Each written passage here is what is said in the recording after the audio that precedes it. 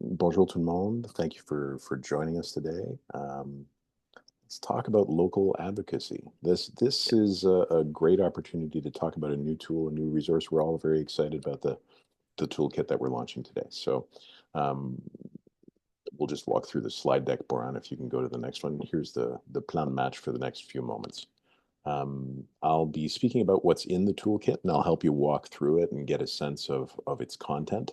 And then I'll share and I'll invite three guests to share various elements of case studies, because part of our process in building this toolkit was to speak with you, to speak with a number of different members across the country and try to figure out what works best when advocating locally to city council or town council or whatever shape it may take in your neck of the woods.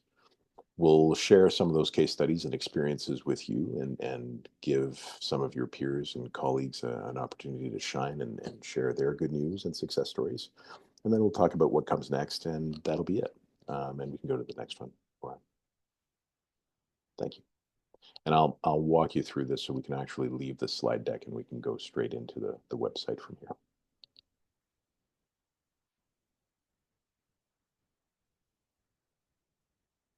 All right. So the toolkit, here it is. It's divided into 7 different sections or lessons, and you'll find a color-coded link or color-coded links at the bottom, which Boran is brilliantly highlighting for us right now, at the bottom of each page that point to the various lessons. And the lessons are the basics, ways to engage, making your case on social media, meetings in person, telling your story, and various resources. So over the next few minutes, I'll walk you through each of these sections, not in great detail. We won't be opening every drop-down menu, for example, but to give you a bit of a sense of what's in the toolkit and where things can be found. And I'll alternate between French and English as we proceed from one page to the next. You'll notice that each page, each lesson is structured similarly. There's a theme or the title at the top of the page. There's a bit of a preamble, usually a paragraph or two, a couple of sentences that give you a bit of a recap of what you're going to find in that section or on that page. And then a series of themed drop-down menus. You can scroll over and click on each of the drop downs and it'll open and the content will reveal itself. Look, Brian is a genius. Bless you. And you've also got a button that allows you toward the bottom of each page that allows you to download the content in PDF format if you feel like having it on hand as a resource, as a reference later on when you're offline, or if you want to share it with colleagues or peers who may not be with you when you're digging around on the internet. So let's start with talking about the content on this particular page. This is kind of the diving board, the starting off point. This is where you start. So the basics. You've got an idea. It might be a new ask, a new project. Maybe you're new in your role and you've never been engaged in managing ties with local government before. Maybe you've been asked to join a coalition locally and you're not exactly sure what to do or how to go about it. Start here. This is a good starting point. Right off the top, we wanted to get you thinking about the long game. Local advocacy work really often involves building ties with people who are going to be around for a really long time, either on council, as local public servants, or as partners in the community, other arts organizations, etc. Start by figuring out who the heck does what, figuring out what's important to them, and working with them on shared interests and common goals, instead of just speaking to them unidirectionally and making a case to them. You're building a community together, so you got to wrap your head around working collaboratively and working on the long game. Okay, so it's over the long haul. We'll go to the next page. Lesson 2. And I'll be doing this one in French, so you may want to flip over. I'll give you a moment to do that. Beautiful. Comment All s'y right, prendre? doing this in English. Now, how C'est to la go première about leçon doing it. mise Now, sur the l'importance first du lesson is rester sur based le on long the terme. Cette importance page of a aussi long-term approach. So souligne this le fait que page, this l'échange lesson avec les highlights the fact that représentations gouvernementales se the fait en advocacy continu. C'est pas with quelque chose governments is qu'on a fait long-term un job. jour It's ou not deux something that we do in one day or two. C'est quelque chose qui se Huh? passe It's something that continuellement. is On vous ongoing. suggère, on vous We conseille de prévoir suggest, we d'avance advise différents you to moments plan au cours different de votre année moments auxquels vous pouvez during partager de the year where l'information you sur can vos share projets, vos information on your spectacles progress, the impact with the local decision makers.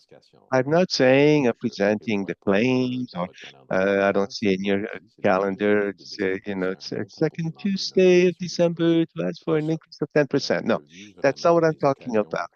These are just opportunities during the year where you can share success stories or the local pre-budget consultations or with the municipal council and meeting with them, and also to we advise you to share or publish local content on social media because that widens your network and makes for deeper connections. There are many opportunities, but this section here should help you to develop a game plan with contacts throughout the year that will make it possible to maintain relationships on a continuous manner.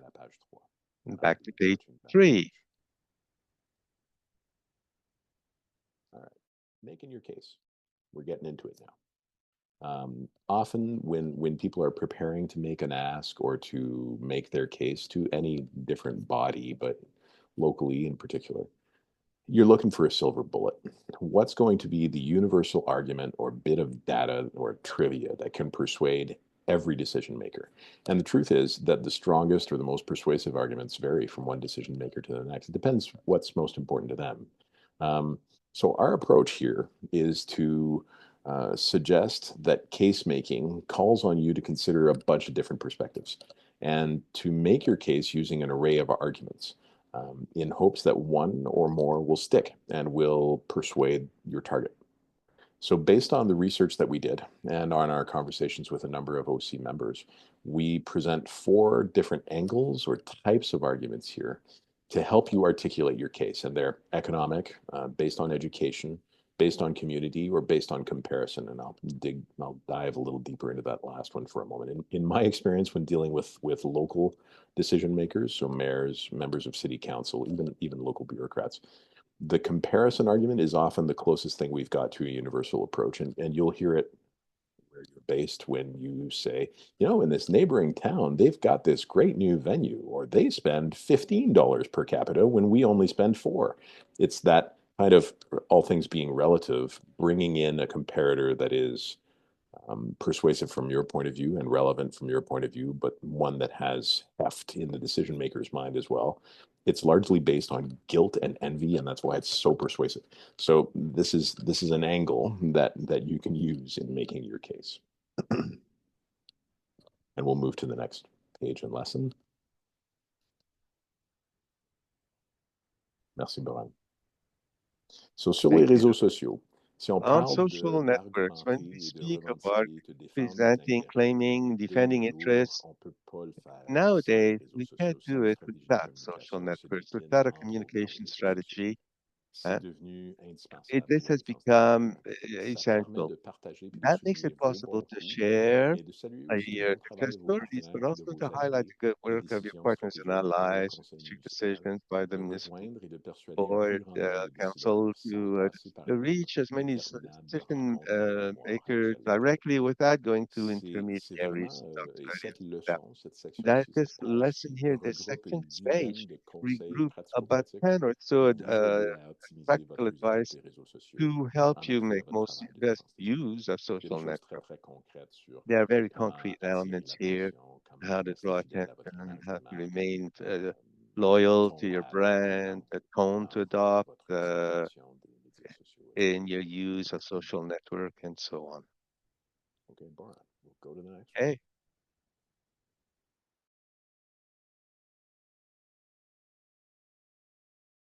The truth is, you're going to have to talk to some people. You're going to have to get out there and make your case one on one, and often in presentations to large numbers of people as well. This particular page or lesson contains some really nitty gritty tips to help you prepare your meetings, make the most of them while you're in the room with somebody, and follow up afterwards to ensure that those first date experiences where you're making your pitch, they aren't the last date. We want to have a solid, lasting relationship with decision makers locally. And here are some tips on how to make the most of that face time that you'll get with folks one on one. So before, during, and after the meeting is how this section is structured. On va passer à la prochaine. L'essentiel Next, de la défense now, des what intérêts, the c'est trouver une essential façon of persuasive de raconter defending interests son is to histoire. find a way to Fait tell on a one's voulu story. inclure des outils We wanted to pratico-pratiques include pour vous practical aider à tools to help bâtir puis à étoffer build votre argumentaire. and Puis si put parfois le some succès meat on the passe bones par of your un argument. argument Sometimes, if donné ou the encore par success une goes to gamme one d'arguments argument one données, data or through a il bunch of passe aussi arguments, très souvent it par une also often argumentation goes qui to est bien success réfléchie, through a claim qui est that is well clairement thought out, énoncée, clear, qui in its permet au statements, and commun makes des it mortels de possible to comprendre vos common enjeux, vos mortal to besoins understand et your une issues, your opportunité à needs, saisir an l'urgence opportunity to d'agir. be C'est pas seized donné à tout le an monde urgency to d'avoir la act. It's not profondeur de everyone connaissances que has the vous depth avez of the et de knowledge that comprendre le bien a fondé case de that you have, l'investissement, or the de well-being l'allocation of de an l'investissement, investment and etc. Il improvement faut of raconter cette you histoire need to puis tell the aider story à and help expliciter le besoin. to On explain vous the propose need. ici deux Here, what outils we're dans cette suggesting are two section qui tools devraient vous which aider à should help préparer you votre in argumentaire pour preparing votre your persuasion. argument. Un guide de rédaction First of all, a euh, drafting qui vous guide aide which à will parler help de you vous-même, à articuler to votre histoire articulate for et yourself aussi un your own générateur story and d'argumentaire. Fait que le also premier to outil, generate c'en est un arguments. The qui first vous tool aide is à one, mettre de la chair therefore, à that will l'os help you et à être aussi to précis build que the case, possible build the en elements, racontant and to votre be as histoire. precise as Euh, possible while je vous telling your pose une story. série de questions And pour vous also, which aider à tisser des asks liens you a avec few des priorités questions to gouvernementales, bring connect avec links with government des authorities preuves à l'appui à with l'échelle locale aussi. Le proof on deuxième in outil en support est at un the qui local mise level. sur la The second concision. tool Et c'est is one vraiment dans l'optique de vous aider à bâtir votre which pitch aims at d'ascenseur, helping you build votre your argumentaire éphémère elevator de pitch, quelques right? secondes, de 30 à A 60 few secondes, au cas seconds, où vous 30 seconds, 60 croiseriez seconds, un in membre du case you conseil were to meet a municipal à member of the l'épicerie board dans un ascenseur et of the s'adresser municipal simplement council de or façon any other directe. member that you want to tell your story 30 secondes, quickly to. 30 voici ce seconds. qu'il me faut, That's what I voici need. pourquoi, That's voici why. ce que je This vous is demande. what I'm asking of Et you. cet outil devrait vous And aider this à tool should formuler help cette you revendication to de façon à formulate ce qu'elle this soit claim here, intelligible, this presenting concise this case et in an complète. intelligible and complete manner. We'll go to the next one.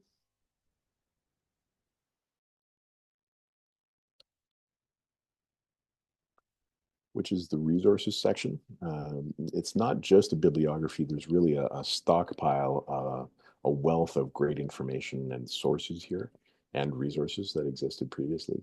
One of the most interesting aspects of this toolkit, from my point of view, from a policy mock perspective, is that various different sectors have sorts of different bits and pieces of tools, but nobody really has an overarching toolkit that gives you a broad perspective on how to make a case. So this is a first in that regard. This section includes links to other organizations, other sectors, documents, books, web pages, which we found while we were preparing the toolkit, and in many cases used to build the toolkit, and which may be of interest or help to you if you want to dig deeper.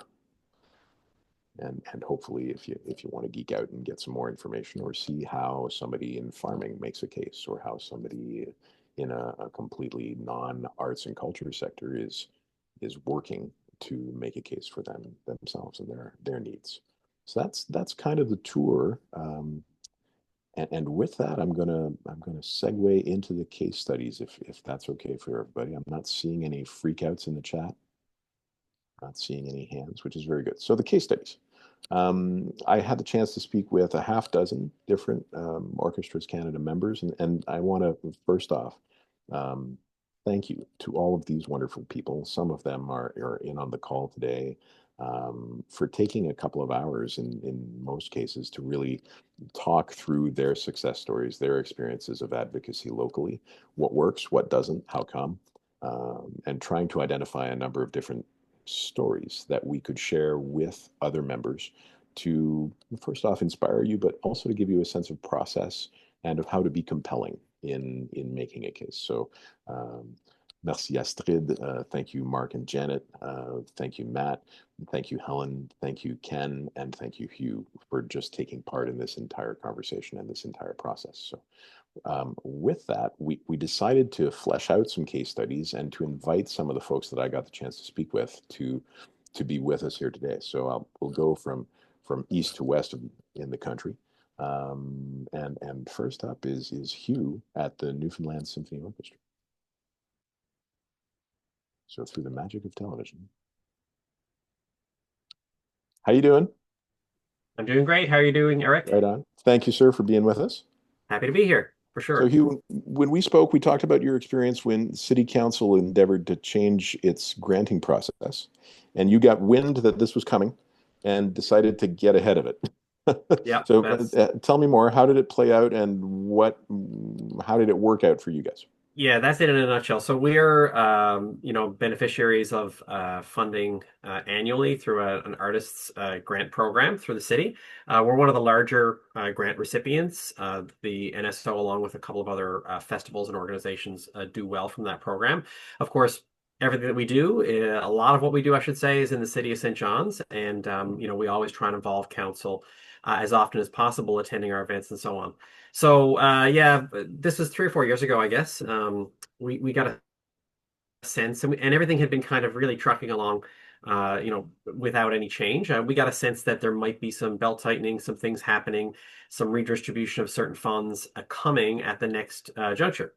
So I reached out to some of my contacts and I said, look, I haven't had this opportunity in a number of years. I think it'd be great to actually sit down with the committee ahead of the final decisions and just provide a little overview about what the NSO means to the city.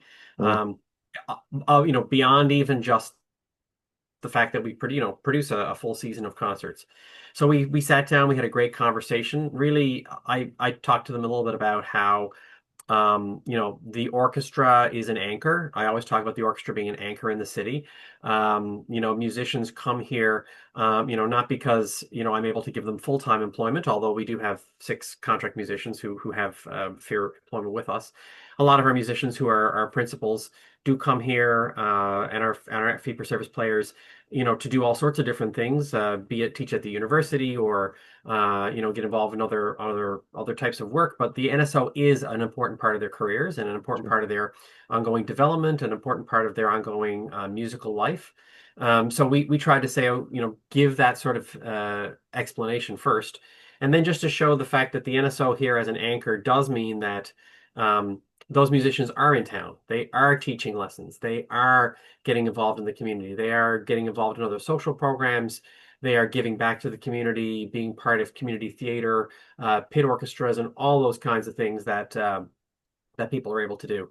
So really, for us, this was a really successful, I should say, opportunity. It was a great meeting. I got to know some of the people behind some of the decisions, and to really kind of solidify, what it is we do and why it's important. And all I would say is it touches a lot of the things you just spoke about. Uh, getting a sense of what's happening, making a plan and then not being afraid to go out and talk about it and find your way to the right person, who's behind the administrator that accepts the grant application, because there's somebody behind and above that, and that really helps. Who's part and parcel of making the decisions and Yeah, and I do see a question there from Catherine. So in this case, it was staff and not elected officials. We do have a really good relationship with a number of city councilors. Actually, our previous deputy mayor was herself an artist, and a great one at that, and a great advocate for the symphony. So that's always another step, obviously. In this case, it was really getting to know some of the administrative team behind those granting programs, and just showing, how that grant funding to the arts and to us in particular was really important. And I think, and the other thing that I was hoping that all, the rising tide lifts all boats, because, as part of it, I did talk about a lot of the other arts organizations that we work with in the city. By nature of St. John's, we all know each other, we all work with each other, we all have the same audiences. A lot of cities across the country are like that, and so the work that we do influences other theater companies, ballet, opera, and so on. So, we're all kind of part of that ecosystem that we talked about. So yeah, it was a good case to make, and it has been successful in sort of solidifying the position where we are in that granting program, and we've had no major hiccups in the last 3 or 4 years since that meeting. I love to hear that. Thank you, Hugh. So you need those elected officials on board. You need to have strong relationships with them, but you need to work with the folks behind the scenes too. there's often an element of continuity from the local public servants who are going to spend the next 30 years in that gig or at town hall, whereas some elected folks are going to come and go. But thank you for sharing that. Thank you, Eric. Nice talking to Appreciate you. it. Yeah, likewise. Okay, so we're going from Newfoundland. We're coming to Toronto. Matt McGeechee, you're the next contestant on The Price is Right. Welcome on board. How you doing? I'm doing all right. I'm recovering from a cold, so I sound a little bit froggy, but happy to be here. Okay, so the TSO, and this will come as a shock to absolutely no one, but the TSO has an extremely sophisticated approach to local advocacy and a very successful one in my estimation. We spoke about a bunch of different things and about the three-pronged approach that you've got, but in particular, I think the questions that I'd ask you today are, what helps you build trust between an orchestra and the mayor's office? And is there such a thing as sharing too much information? Can you go too far? Sure. Operating as we do in the context of the city of Toronto, which is the largest city in Canada, but also in its current incarnation, I think people forget is only 30 years old since amalgamation. Um, and layered onto that, the recently introduced so-called strong mayor powers that mayors in the province of Ontario now have necessitates a lot of time spent at City Hall because, of course, city councillors play a key role in the development of all municipal policy and municipal budgets. But the budget itself is the province of the mayor's office. And so we have focused very intently in these past few years on cultivating an extremely positive back and forth working relationship with Mayor Olivia Chow's office. And that sort of exists on a couple of planes. The first is that there are certain regular now calendar events in the TSO season. Our free concert and open house, which draws people from all across the city down to Roy Thompson Hall in downtown Toronto.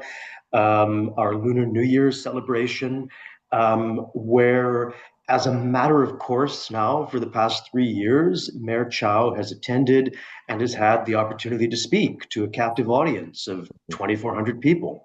And politicians like, not surprisingly, speaking to voters because that's how they keep being voted in. Sure.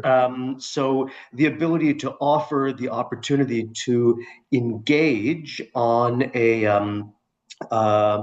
sort of broad community basis is also really important. And I think it's important also to note, obviously, Mayor Chow is fluent in Cantonese and Mandarin. And so many of the people who come to our Lunar New Year concerts are there and have the opportunity to speak with the mayor in their mother tongues, which are the two most prominent non-English languages spoken in the city of Toronto.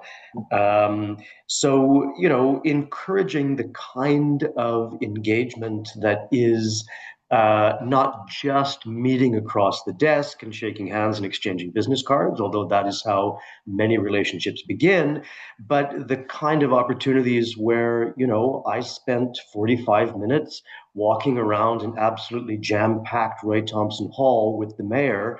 And there's a lot of FaceTime one-on-one in those 45 minutes where you can start to mention, this is just one example of the things that we're doing. I'd love to have you come out and see what we do at the libraries all across the city, what we're doing at the Princess Margaret Cancer Center. So it establishes a kind of one-to-one rapport, but it also establishes a partnership credibility because I think often, and for a lot of reasons that I won't get into here, arts and culture, which is a grown-up and mature field and industry in this country, still is treated like we're the new kids on the block. And by building up that kind of personal rapport, you can cut straight through all of that. I mean, there has been a long-standing funding relationship between the City of Toronto, now the Toronto Arts Council, and the TSO. And it's because we have been able to convince successive mayors and differently composed city councils of the value that we bring to the entire city of Toronto.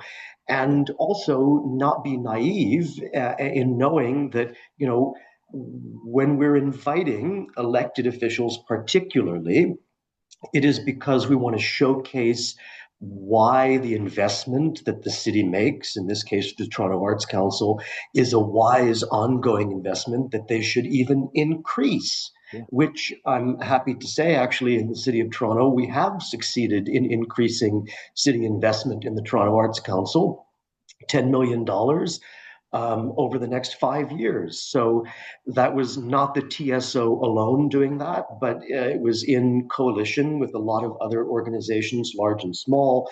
Yeah. But it's partly because, like, you show up saying, we can deliver something for you. You want to speak to voters and speak about the good work that you're doing and why they should vote for you.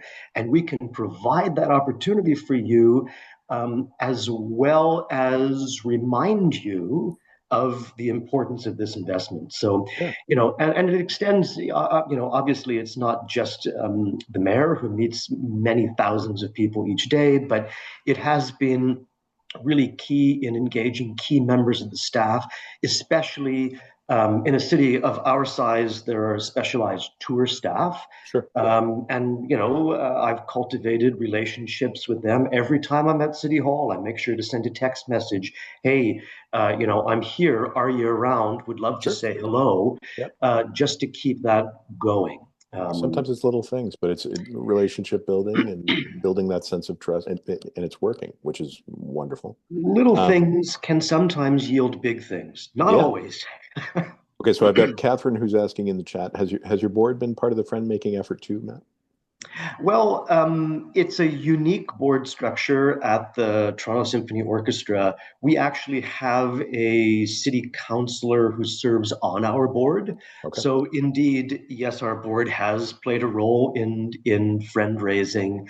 Also, boards of directors, by dint of being boards of directors, tend to be pretty well locally connected folks who may even have personal relationships with individual councillors. And indeed, many of our board members do have really solid relationships with their local city councillors, and so are happy to always make a phone call, send an email, a letter.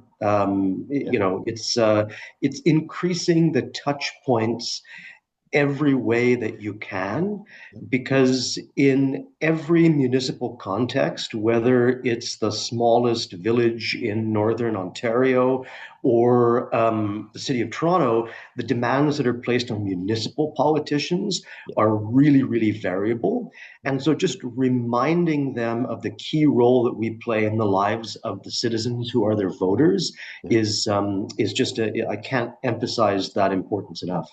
Wonderful. Thanks, sir. Thank you. From Toronto, we're going to Calgary. Mark Stevens, we're coming to you. Hi, Eric. Bonjour tout le monde.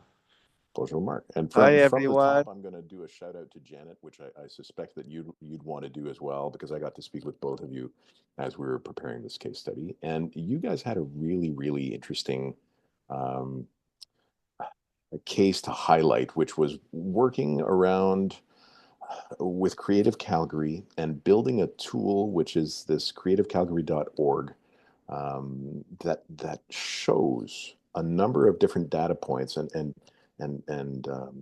visuals, charts, and graphs in a compelling way that makes a case for substantial increased investment in the arts locally. So I'll let you speak about it, but how did it play out, and who'd you work with, and how did it go? Thank you. Yeah, so as you say, Janet Wititi, our Director of Marketing and Strategic Communications, is the real mastermind from our side on this, and I've been working closely with her. But this goes back probably 8 years or so now to an organization called Creative Calgary that was formed from the arts organizations here, looking to advocate for arts funding and an increase for that at City Council. and they had some powerful friends who felt very strongly about this and had some money behind it as well. And I'm told reliably, but that some of the methods they used were frankly blackmail of saying to politicians, there are, this many people in your constituency who come to the arts, and we have these resources. We can make it clear whether you are a supporter of the arts or not, and that will go for or against you. And politicians can react positively to that. That was certainly successful, I think, about 8 years ago under Mayor Nenshi's council, and there was a significant increase to the city arts funding. And most recently, we've leaned into that again with a very different council. Many new council members coming on board, lots of issues in the city, and the arts being sort of pushed quite far down the pecking order, but managing to keep that in people's minds. As you say, I recommend everybody on this call checks out creativecalgary.org. It's a fantastic website put together by the Rosé Foundation, which are big arts supporting organization here in Calgary. And they did such a great job using data from all of us arts organizations to provide a heat map, first of all, showing politicians that there are folks in every single ward, every single postal code coming to, attending the arts, enjoying the arts, appreciating the arts. And then the follow-up to that was sitting down with every single prospective mayoral candidate and the different parties that were introduced here, and every individual potential councillor, and asking them all what their position was on the arts, essentially giving them three choices of, do you think they should decrease funding, maintain funding, or increase funding, and getting that as a sort of written commitment from many of them. I mean, some people didn't respond, of course, but it now means that with the council we have we know how people have voted in the past, and also what they said in their commitments that we can hold them to. And perhaps I could build on that with some of the things that you've been saying, Eric, and you have in the toolkit, and our colleagues have been talking about from our experiences here on advocacy on all sorts of levels. I would say, we have a stakeholder engagement council. You were just asking about board engagement. Some of the board members, but also some external people who just give us advice on that. And they say, you need to attend this event. You need to talk to this person, and I can introduce you to this person. That was a key thing for me here on all levels of advocacy with different levels of government to have. And building those relationships early is key, showing up to other events, supporting other things, having meetings when you don't need to ask somebody for something, I think is really key. Yeah. And connecting with the political staffers, the gatekeepers, you never know how many quiet friends you have, and people who say, I was love band at school, or I've been coming to the orchestra for years, or whatever it may be. You have a lot of quiet friends out there, and you have to find them. Don't just get focused too much on the famous politician. Always have your numbers and your dollar numbers memorized. You never know when you're going to suddenly have to pitch. I found myself in a room talking to our city mayor and civic leaders from all the fancy organizations here in town. Suddenly I was called on to speak about the arts economic impact, and I was glad I had some things to pull out of my pocket, because people respond to that. And what essentially you're doing is giving them data and trying to give them little hooks that they can then repeat as well. It's got to be true. It's got to be accurate. But think about what that, if you could, I've said to people across our organization, in our chorus, in our orchestra, in our board, if you find yourself in an elevator with the Prime Minister, this is what I want you to tell him. Just this one thing, something really straightforward and simple, because you never know. You've got people power. It may not be you that has the connection. Somebody else might get there. I'd always say avoid the self-interested arguments and complaining. You've got to keep it positive and provide other, as I say, with the real facts that they can use and repeat and advocate for, argue for on your behalf. And showing empathy for actually the tough life that politicians do have. I mean that genuinely, and also knowing their political views and how you can leverage that. And one of the things that we did through the Creative Calgary work, and I've done individually as the Calgary Phil, is to say to somebody, you may not prioritize arts funding at all. That's fine, but know that 20,000 visitors from your riding came to the Calgary Phil last year. Yeah, that's beautiful. Boom! I have your attention now, right? Because if because as you say, they're looking for those votes, and knowing what we can leverage within their riding is very specific. And to Matt's point, carefully picking the photo ops and education concerts work very well for us. I would say that for the local politicians, our city hall is right next to our block, and they can pop in for 15 minutes, get a great photo. It's easy, it's impactful, and inviting them to those sort of things, even if they don't come, at least you've raised their awareness of all the things that you're positively doing within your community. And I would say, last and definitely not least, perhaps to Hugh's points, collaborating with and promoting your other social impact sector colleague organizations is really important. Again, not being seen as I'm just coming at you with this one little gnat. No, we're a group here. We're all working together. It's our success is the city's success, and vice versa. It's not competitive. But that said, being aware, and this happened with Creative Calgary the first time round too, is that the larger organizations are the ones that often have to do the work.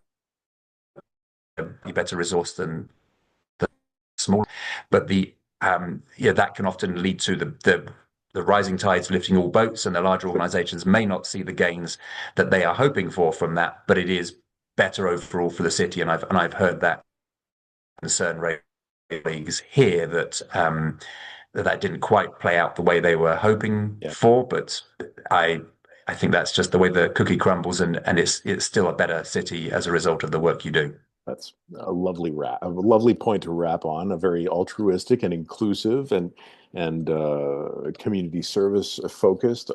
Lovely. There are so many parts of this story that I love. I love the heat map. I love the fact that you put them on the spot and ask them to state whether they would or not support. I'm going to encourage Orchestras Canada's members to draw the line just short of blackmail for their advocacy efforts. Although yours was extraordinarily successful. So thank you, Mark, for taking the time. Thank you, Matt. Thank you, Hugh. And we'll go over to the questions period. It can be about these different case studies and the stories that our friends have shared, or about the toolkit itself and the website. And we'll do our best to reply. Thank you so much, everybody. What gorgeous stories. Thank you so much for sharing, as Eric has said. So I actually popped a question into the chat that's directed at Mark. So I'm afraid you'll have to reopen your mic. And it was basically, who funded Creative Calgary, and how do we get one for ourselves? The initial round with Creative Calgary a number of years ago, Irfan Raji, who some of you will know now on the Canada Council board, and wonderful entrepreneur and big supporter of the arts across the country and in Calgary, was a prime mover getting people together. The more recent work was really pulled together by the Rosé Foundation. So you have those people, those organizations in your community already who feel very strongly about this, who are well connected. And if they can see the path through to leveraging their financial support for the arts through the government funding, then they may well be interested to follow that path. Right. I also note that the Rosé Foundation is the only foundation that I know of that has a director of storytelling on its staff team. And just thinking about the way that the story of arts impact is told through the Creative Calgary website, I recognize the fine hand of some very smart people associated with that. So thank you for that brilliant model. A great and really orchestra relevant question from Cameron. Are there success stories or tips on engaging members of the orchestra directly in advocacy work? Love to hear, and that this is an open season question to anyone. So I'll just keep an eye on who opens their mic first, or if the room remains eerily silent. Mark, you're on. I would be very cautious, and that's not just about players, but generally. As I say, give people one. If you're in the elevator with the Prime Minister, this is the message I want you to come across. But it is a complex area, complex relationships, and people can do you a lot of damage if they say the wrong thing. And we know that a lot of folks associated with our organizations can feel very passionate and agree or disagree with politicians. And really, you have to remain assiduously neutral. So I'd be very cautious about asking people to do too much. But that's not to say that they couldn't join you for certain meetings, and that might get you a little more attention. Certainly, they are our stars. They are the people that people buy tickets to experience. So it's an interesting emphasis on balance. Hugh, I see you. Yeah, I'll just add that I'm going to play off exactly what you just said, Catherine, because you said the exact right thing. They are our stars, and I would say that, maybe on purpose or maybe by accident, we certainly make sure that when we know we're going to have these sorts of events, we'll make sure we have our musicians hired to be there, to be playing in a quartet or to be, playing a little music and have that opportunity when the switch gets flipped. I remember from our season launch last year, and the mayor stood at the podium and almost took a little credit for the musicians he heard playing, and his pride in the musicians he heard playing. Well, now you're on our level. Now you're part of the team, and that's a good thing. So definitely, having that, building that familiarity and that point of pride that in their city they have an orchestra, with this caliber and with this level of excitement around it. Great. Matt, I see your mic is open. Yeah, I'll just, in sort of emphasizing some things that Mark and Hugh have already hit on. This is not specific to municipal politics, but our local member of provincial parliament, or MLA as they're known in the rest of the country, most part, does an annual gathering for the holidays. And for the past 4 years, we have sent a youth orchestra quartet to perform. And it is, they have a little bit of money where they pay these young student musicians to have a gig.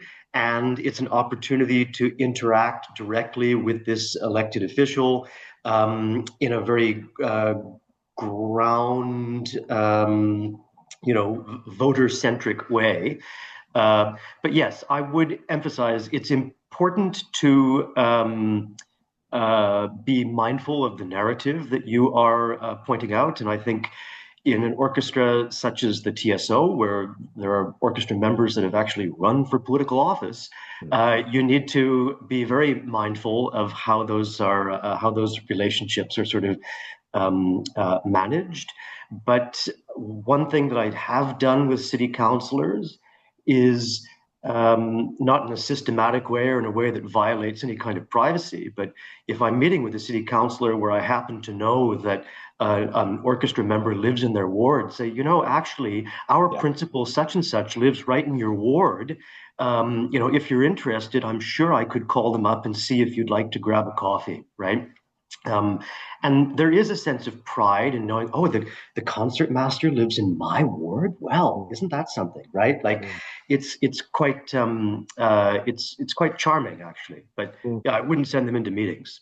I just wanted to share one anecdote. Last weekend, our mayor came to our Messiah concert, and I had heard he was coming. It wasn't an official visit, but I heard he had got a ticket through one of our first violins. So I was very curious to find out what this connection was, because I also have those, connection with the mayor. And I made sure that I found him in the lobby after the concert, and it was somebody I didn't expect at all. But her husband, I think, must be in the mayor's office. So again, to my earlier point, you never know who is connected, where your friends are, and how that works. And that can work for good or ill, right? If you're having any labor relation issues with your players and they're very close to your politicians, that could also play out interestingly. Not that any of us have that issue. Well, I'm just going to throw something out here from the ancient history, from the lore of the Calgary Philharmonic. And there was a point when there was a musicians' strike going on, and the then past president of the board and musicians continued to make calls on corporate sponsors. And the official message was, we're going through a tough time right now, but that happens in all organizations. We're still really committed to this organization and to this community. And we're going to need money when we're back at work. So, and I thought that was the most, almost foolhardy, but also incredibly brave, and really a message around there are tough times that happen, and we're still really committed. And as I say, I've never quite gotten over that one. So it might be that with the right kind of leadership, even in a tough time, there can be a meaningful conversation and a demonstration of organizational commitment of a collective nature. Anyway, I just thought I'd throw that one out there, Mark, because it is one that I reflect on often. So I'm just going to double check and see. I see that my colleagues have placed links to the advocacy toolkit in the session. Part of what we're doing today, of course, is this is really intended to be the manual of how to use the toolkit and some inspiration for doing so. But it's not done yet. As you can see, I mean, it is done. Okay, let's be honest here. We've done the first version, edition 1 of the advocacy toolkit. We've deliberately designed it so that it can be enriched and augmented with stories from across the country, with more work. It is a living and evolving toolkit, and we will be adding to it. And that is very much our intention, to reflect your experiences and your learnings. This is a starting place. But I want to express my deep gratitude to Eric for taking this work on, to Blanche Israel, who took the lead on finalizing the guide contents as well as the translation, and to my colleague Boran Zaza, who formatted it for our website. This really is the dream team, as are our 3 case study participants present on the call today. And our deep thanks to Janet Bouititi from Calgary as well for being part of that conversation. So we've got links in the chat. We've also got, I guess I'm supposed to see upcoming events at Orchestras Canada also pasted into the chat. And a reminder to subscribe to, come on, people. This is the unpaid announcements for all things Orchestras Canada. Really grateful for everyone's participation in today's call. Thank you so much for being part of the launch of the Captain Obvious guide to local advocacy, and deep thanks for your participation in Orchestras Canada. Thank you, everyone. Take care. Have a good day.